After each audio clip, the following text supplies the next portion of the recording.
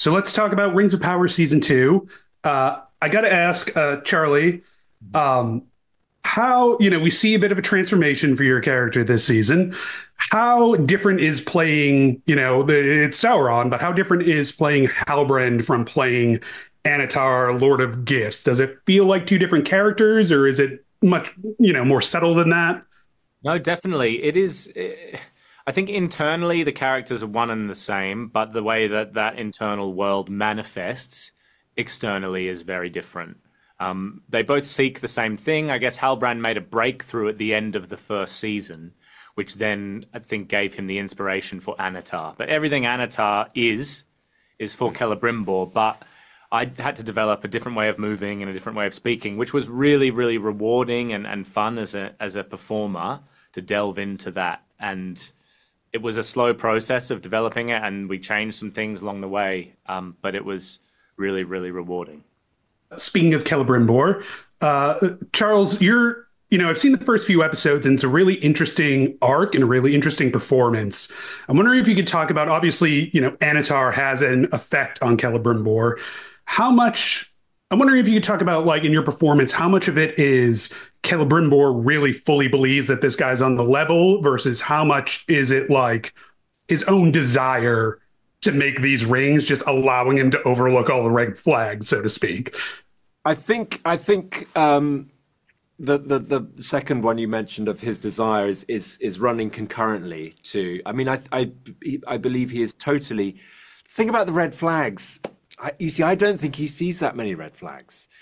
He presents himself in this godlike form, in an extraordinary moment, surreal moment in episode two, and why I asked myself, why would Celebrimbor be suspicious? I mean, it's a transcendental introduction and meeting, and he's totally bewitched and besotted and will be led by this being. So the red flags, I don't see them really. As we go into the relationship and into the season, red flags maybe start popping up here and A bit there. of sus behavior deeper down the line. Yeah, there is. But initially, he is totally bewitched, is the word. And he is his. He will go along with it. However, that's not to say he becomes his puppet, because he's not. No. Because he maintains a lot of power himself, and that it becomes a working relationship. But yes, we get a little muddier as the story goes on. Yeah, I love the part. This is in the trailer, so it's not a spoiler, but where you're basically like, let's make some rings for the men. And Celebrimbor is like, really? Them? I don't think so. Charlie, I'm wondering, there's Tolkien leaves it up to interpretation a little bit whether Sauron is ever really, however briefly, repentant for whatever original evils he did, whether he is actually repentant or acting repentant because it's convenient. In your performance, how do you think about that when you're playing him? Does he actually have any good intentions, or is he just very, very sly? Well, I think that's a question I grappled with a lot in the first season in particular, but then I had to revisit it in the prologue of this second season, because you have that moment with the character played by Nicholas Woodson and on the ship. And I kind of made a decision, but I've been quite specific in leaving it ambiguous, because I think Tolkien left it ambiguous, and I don't want to, I guess, put my own judgment on that, like in the public sphere. And I think that the thing that makes it really interesting is the ambiguity. Like, you can read the whole first season with Galadriel as genuine, but then you can watch it another way, from another perspective, and he's manipulating her the whole way. And I think if I know I have an idea of what I was doing, and I think that the answer actually that I can give is that I had to fully commit to the idea of repentance internally, because that is what Sauron would have done in order to deceive the best way possible. Whether or not he committed to the idea of repentance. Very cool. Awesome. Thank you both for taking the time to talk to me today. I really appreciate it. Thank you. Thanks, man. Thank you so much. So I'm going to start by asking, Morpeth, we get Obviously, Galadriel gets Nenya, one of the rings in this season. Big, powerful ring really defines her future. Can you tell me about, they're not, Sauron technically didn't make them, so they don't have the same evil influence, but when your character gets the ring, does that alter your performance at all? Does it change her in how she acts, or is she pretty much still the Galadriel we saw in the first season? So the rings are these new kind of art and science and magic that their power is unknown to anyone in Middle-earth. And they won't reveal their power simply. They're quite complex, and they are they're beings in themselves. And it's been really interesting They're untested, aren't they? Yeah, but also there's nothing... They won't give themselves away quickly, if that makes sense. You're not going to put a ring on and be like, oh, and it does this. It's a journey, and it's a magic that is kind of whirling and changing with Middle-earth. I mean, the darkness of Sauron coming back is affecting everything, and in Middle-earth, and the rings are part of Middle-earth. So. Sam, I want to ask, I'm not an actor, so I don't understand what this challenge might be like, but I imagine it's got to be tricky coming into a role that's already been, kind of defined in a previous season, and especially one that's like this character who is not a simple hero or villain. He's much more kind of in the middle. Can you talk a little, was it a challenge trying to get into this character and, keep continuity with what came before and be true to where he's going? Well, no, it wasn't actually. It was really, honestly, a pleasure. And I think that's because it was such a rich character that's been created by, the writers and by Joseph in season 1. And so it was, a real privilege to take on that character and see where the story takes him from there. So I really enjoyed it. Yeah, I've just loved every part of it. Mm-hmm. Having gotten into the character, I'm kind of, like I said, he's not a clear hero or villain type, on a scale of like Frodo Baggins to Sauron. Where do you see him in terms of like the moral spectrum? Yeah, well, that's a good question. I mean, I don't think he thinks about the moral question. It's like a whatever it takes thing to, well, there's different aspects of it. There's whatever it takes to find a home for his children as he sees them, the Uruk. But also he is deeply kind of, obviously has some kind of mental and emotional scars from whatever he went through with Sauron and Morgoth before, as well as the physical scars. And I think he carries a lot of that and has, I think he's got a lot of issues. He does have a lot of issues, yeah. I'd say. And, but he's trying to, I think his actions are purely from his perspective, good for the good of his children. Yeah, and he's frightening because, he feels like he has a worthy cause. Yeah. And he's organised. It's very organised. Terrifying, yeah. Before I have to wrap, just last question for Morpeth. First season, Galadriel is like all consumed by searching for Sauron. Now she's found him and she's got, one of his rings on his finger. How different is her goal and her arc this season compared to last season? I think she was very... there's something tragic about when you're truly sad or in deep, deep grief, that there's something selfish about it. And so she was consumed by her own pain. And now she's realized that makes her vulnerable. And so there's a desire to heal and a desire to not be destroyed. I mean, sometimes all you can do against someone who's deceived you or hurt you is to not let them destroy you, and that's kind of, but no, it's fun to play her in such a different space. He has turned everything upside down for her. Well, on that cheery note. Yeah. Well, we can say that hope is Sauron's worst enemy. Yeah. Hope you are well. We're going to talk Rings of Power season 2. I'm going to start off by just kind of getting a vibe check on what's going on with the elves right now, because we're entering like, we got the rings coming. This is a big like watershed moment for the elves. This is a little more for Ben, since you're the king and you're dealing with them, but how much does the tone around the elven communities change this season compared to season 1 with the introduction of the 3 rings? Sure. There's a great Elvish word, which is grach, which basically it's kind of an Elvish swear, and the polite way to say it is, right. And I think that's a pretty good way to sum it up, which, it's like, grach. And yeah, in spite of our extensive wisdom and experience, evil just snuck right in there, didn't they? No, thanks to Galadriel,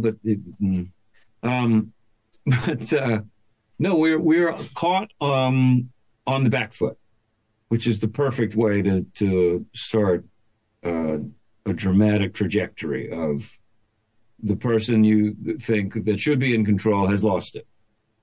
Evil's back. It's like, what the grach? Grach. I'm going to have to learn that word now. God bless you. I'm so sorry. No, you're fine. I was trying to place that joke the entire time. I was like, waiting for it.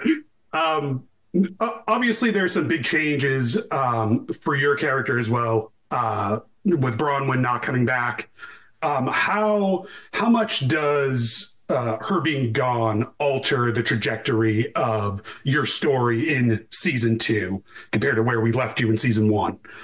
I mean, I say that it's funny to talk about love in this way because it alters it entirely, and at the same not at all, because it is just a continuation of the depth of the love that they have for each other. This is always this love story is always filled with a pull, a push and a pull, and it's just another stage of that. So the whether she is on screen or not on screen, her character, her energy, the love, the romance, the trust, the promises are in every single frame of the entirety of our story, both mine and Tyro's through the second season. So if anything, it gives it. I'm trying. This is a minefield. It's a minefield, but people will feel it. I'm just gonna say that if you've ever been in love, you'll know what the hell is going on. And you carry, people that you love mark you, and you carry those marks for. Last question I'll ask, Ben. You get to you gave a little preview of your Elvish tongue a minute ago, but you get a little. You get to drop a single in Quenya, I believe. Sure. Remix during the episode. What was that like for you? Obviously, you've been a fan of Tolkien for a long time. Did that feel like something? How was that moment for you? I mean, those moments in a career come along once, twice, where you get to do all the things that you love and get the kind of support that I had. I mean, it's Bear McCreary's music. Leith McPherson is helping me not sound like a dope. And I'm on the set of Rings of Power doing one of the most quintessentially Elvish things that Tolkien created. Like, you just have to pinch yourself. It was humbling. Is the best word for it. It will go down as one of the most iconic moments of the entirety of the series, as many series seasons of it. It's great. I mean, you get to see it. It's already. pretty cool. I've seen the first 3 episodes, so yeah, I saw that bit. It was pretty good. Oh, it is quite iconic. Yes, I am looking forward to the full Benjamin Walker singing in Quenya album whenever that comes out. I got a Christmas album I'm working on. By the way. No, I'm in Quenya. Awesome. Thank you both for taking the time to talk to me today. I appreciate it. So I got to ask, Daniel, it feels like I've seen the first 3 episodes, and it feels like in like one episode you have more lines than you had in the entire first season because of the nature of the stranger. Can you talk about, like, does it feel like you're only now really getting to define the character now that he can talk and really be himself, or does it feel of a piece with what came before? I think it feels really homogenous with the piece that came before, because I think what he went through in season 1 was such deep layering of understanding about how relationships work. You know, he learned so much by watching the Harfoots. He learned about food, about love. He learned about friendship. He learned about fear. He learned about anger. You know, all these different things, and those things were non-verbal in that case. But it doesn't mean that they were unimportant. And I think laying those foundations correctly, hopefully, is going to come to his aid later on. He still makes a few mistakes in season 2, I'd say, for which he is very sorry. But thank you. Finally, all I wanted was an apology. Oh, you got it. I am sorry. Yeah, but I think it feels to me, it felt and has always felt continuous, and I'm really pleased that the way that the showrunners have written and the writers have obviously written the piece, it's made my job very easy to just move from one season to the next, hopefully fairly seamlessly. I've got to wonder, I've watched the first 3 episodes. You guys spend a lot of time in what the show suggests is a desert. I assume those were like on location shots.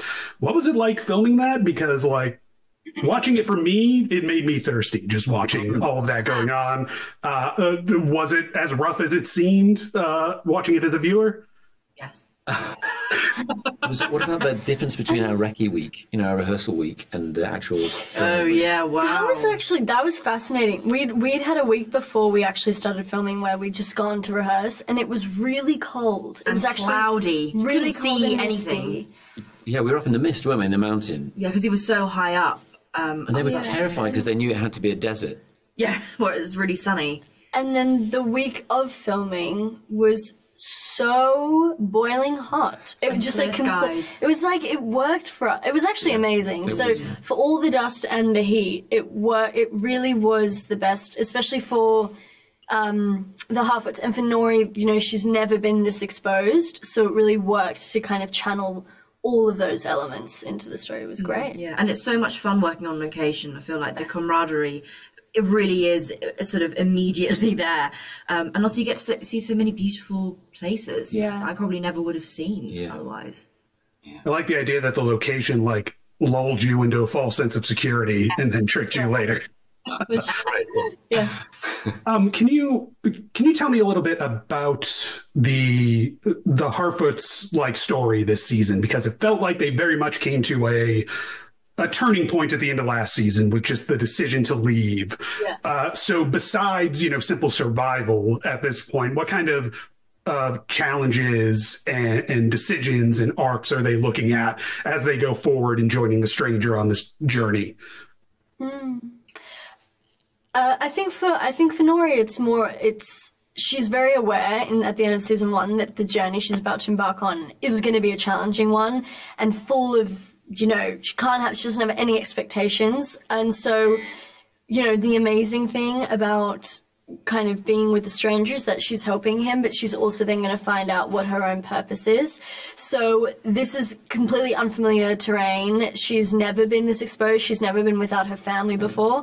So it's almost like, someone when you first leave home, it is that exciting yet really overwhelming and nerve-wracking feeling for her. And you just see what happens when she encounters some really fun other characters, and that kind of furthers her along. Yeah, I think there's a lovely sort of lots of individual growth storylines for the 3 of these characters, but they sort of do it side by side, and I think that's such a lovely theme, I think, as well for them. Yeah. Awesome. Thank you all for taking the time to talk to me today. I appreciate it. Thank you. Take care. Hello. Hi. So I want to ask first, one of the things that I find often trips up more casual fans of Tolkien, particularly those who only know the other adaptations and stuff, is what the rings actually do. Because they're not they're not Green Lantern rings. They're somehow much more grand and also much more subtle than that. So I was wondering if you could tell me a bit about Yes. what the discussion was like when you were talking about how you were going to depict their influence and their abilities on screen in season 2. Good question. Excellent question. part of the fun of season 2 is you're in the room where the decisions are made and where the rings are being built. However, you're also in the room of the people who put them on for the first time and don't know exactly what's going to happen.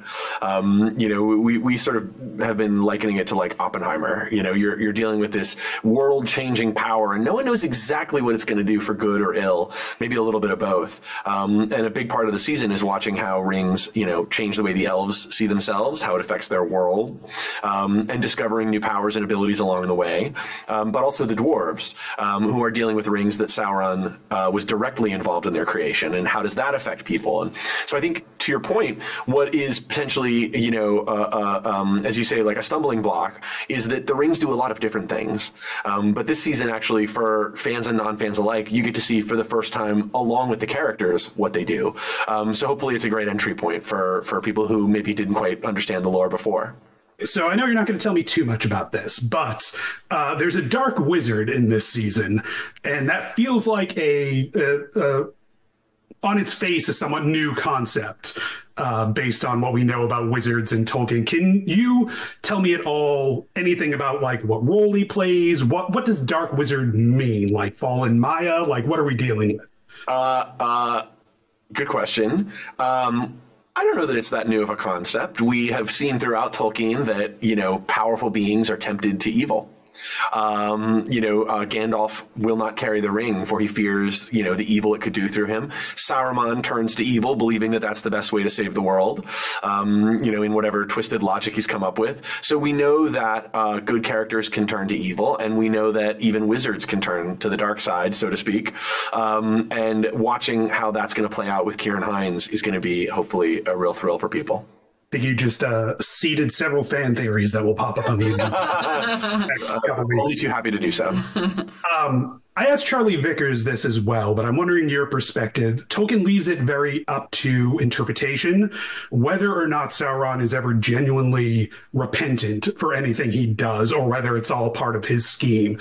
I was wondering, in your point of view and what you're positing in the show, do you find any of that is genuine, or is he just very, very good at playing the long game?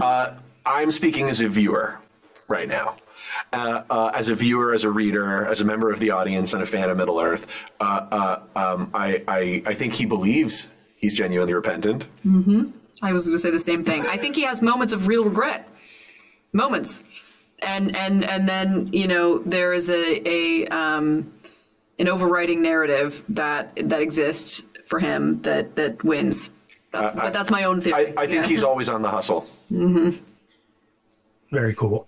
Awesome. Thank you both for taking the time to talk to me today. I appreciate it. Thank you. Thank you very much.